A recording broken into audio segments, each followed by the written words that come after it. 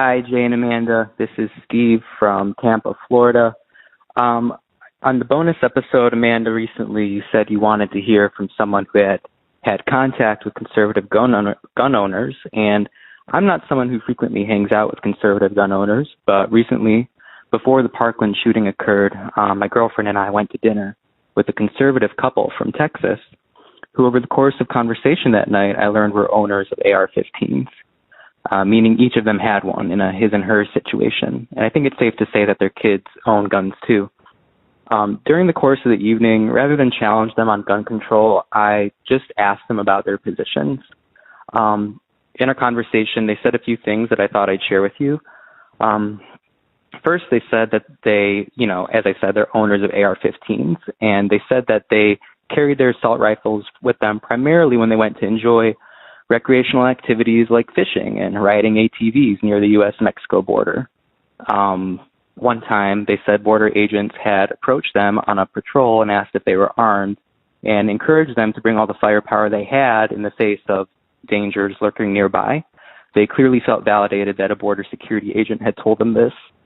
I thought that the culture of fear was exposed a little bit in our conversation. They admitted fearing the worst and getting ready to grab their guns at one point while doing this recreational nature stuff. A man in a car pulled nearby them, and they presumed to be Mexican.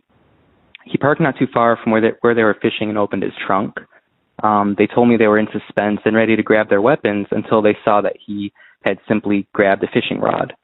Still, this experience didn't seem to change their positions. The last thing is they expressed resentment of people who didn't know what it was like to live near the border, in their words, telling them what to do with their guns, even though they themselves had never been in an altercation where they had to use their weapons.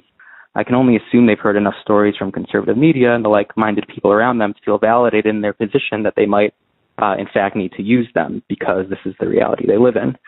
So, all that being said, my reaction is that in our country there's a regional cultural minority that feels validated in owning militaristic firearms and just sees them as a line of self-defense that isn't excessive but could be necessary. I think they only become further entrenched in their positions when gun control is suggested in our national debates. I really don't see this changing because I don't see the culture or information they consume about this changing.